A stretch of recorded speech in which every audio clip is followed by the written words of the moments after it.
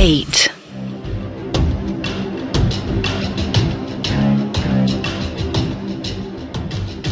वेदा त्रिजवान के सामने खड़े थे और उसने हमला करना शुरू कर दिया था।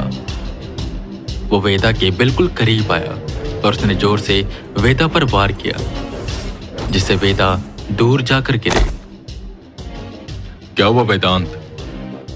एक ही वार में तुम तो ढेर हो गए। लगता है जितना शक्तिशाली मैं तुम्हें सोच रहा था उतना तुम हो नहीं। जिस पर हल्का सा मुस्कुराते हुए वेदा खड़े हुए। बाजुओं को ऊपर करते हुए वेदा बोले, ऐसा नहीं है त्रिजवान, अभी तो बस शुरुआत हुई है। और कहा जाता है गरजते बादलों को सुनकर आसमान से गिरने वाली बूंदों का अनुमान नहीं लगाया जाता। डायलॉग लगता है ज्यादा ही डीप हो गया। जिस पर उनका वो पंख का टैटू चमका और वेदा की आंखें पूरी सफेद होकर चमकने लगी। वेदा में और उस राक्षस में लड़ाई शुरू हो गई।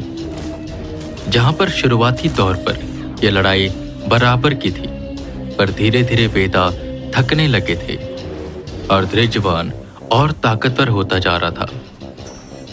त्रिजवान अपने वार की रफ्तार बढ़ाता जा रहा था। वहीं जो मॉन्क मंत्र का जप कर रहे थे वो वेदा को देखकर समझ गए थे कि जंग शुरू हो चुकी है।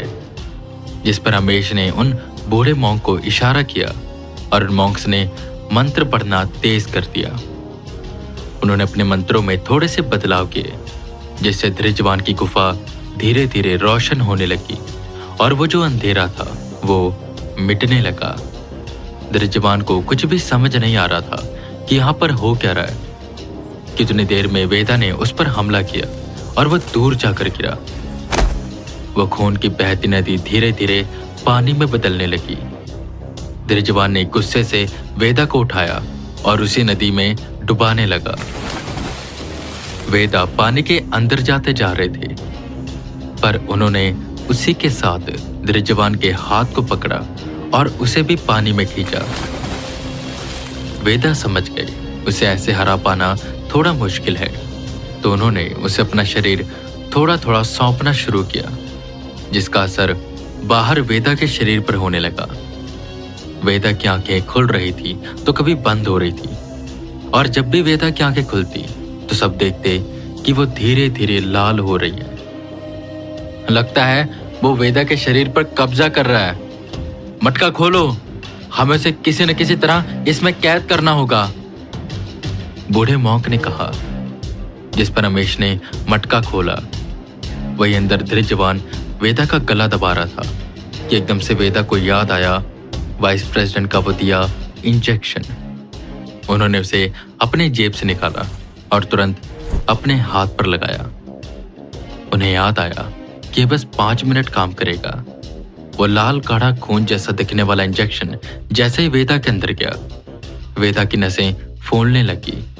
उनकी आंखें जो सफेद होकर चमक रही थी वो सुर्ख काली हो गई और उन्हें असीम ताकत का आभास हुआ। उनके पास बस 5 मिनट थे। उन्होंने त्रिजवान को उठाया और नदी से बाहर फेंका। वो खुद भी नदी से बाहर आए और उसे मारने लगे। वहीं पर मॉन्क्स अपना काम कर रहे थे। धीरे धीरे वेदा के शरीर से काले रंग का धुआं उठने लगा, जो धीरे धीरे उस मटके में जाने लगा। सब मंत्र जप और तेज करो, वो बाहर आ रहा है, बूढ़ा मॉन्क बोला। सब एक साथ मिलकर उस त्रिजवान को हरा रहे थे। अंत में वेदा ने अपना हाथ त्रिजवान के माथे पर रखा।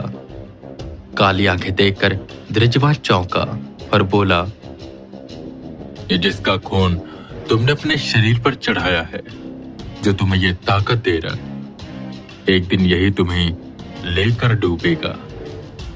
जिस पर वेदा या कहीं वो जो भी था वो मुस्कुराया और उसने त्रिजवान का माथा इतनी जोर से दबाया कि वो फट गया और पूरा धुआं मटके के अंदर चला गया। और उसी के साथ त्रिजवान का वो जो पालतू जानवर था वो भी उसी मटके में गया। जल्दी से मटके को बंद किया गया और वेदा को होश आ गया। उनकी सांसें फूल रही थी, उन्हें कुछ भी समझ नहीं आ रहा था। एक बात हैरान करने वाली थी। 5 मिनट के लिए वो थे ही नहीं, बल्कि कोई और बन गए थे। और जहां तक उनको याद था, उन्होंने 3 मिनट में धृजवान को हराया था। और बाकी के 2 मिनट वो क्या कर रहे थे, वो खुद नहीं जानते थे। धृजवान ने क्या बोला, ये भी उन्हें सुनाई नहीं दिया। उन्हें बस इतना याद था कि उनका बॉडी पर कंट्रोल नहीं था। वो बस दिमागी रूप से बता रहे थे कि उन्हें धृजवान को मारना है। ये जो भी ताकत थी, बहुत खतरनाक थी। वेदा ने जेब में हाथ मारा तो इंजेक्शन वहां पर था और पूरा खाली हो गया था। उन्होंने उसे फेंका। सारे लोग मारे जा चुके थे, जिन्हें वो बचाने आए थे वो भी।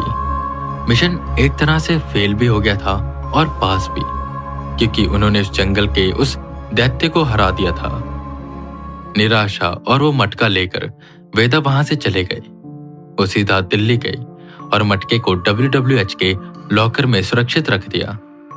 वहां पर उन्होंने ज्यादा किसी से बात नहीं करी और बनारस आ गए और अपनी दिनचर्या को वापस से उन्होंने आरंभ कर दिया और भूलने की कोशिश करने लगे जो जो वहां पर हुआ था और जो उन्होंने देखा। सर कटी लाशें, आधी कटी लाशें। बार बार वो धृजवान उनके सामने आ रहा था। वो कुछ बोल रहा था, ठीक वैसे ही जब वेदा ने अपना शरीर किसी और को सौंपा था और धृजवान उससे कुछ कह रहा था। पर खैर, अभी के लिए ये मिशन खत्म हो चुका था, पर छोड़ गया था कई सवाल जिन्हें वेदा जानते तक नहीं थे।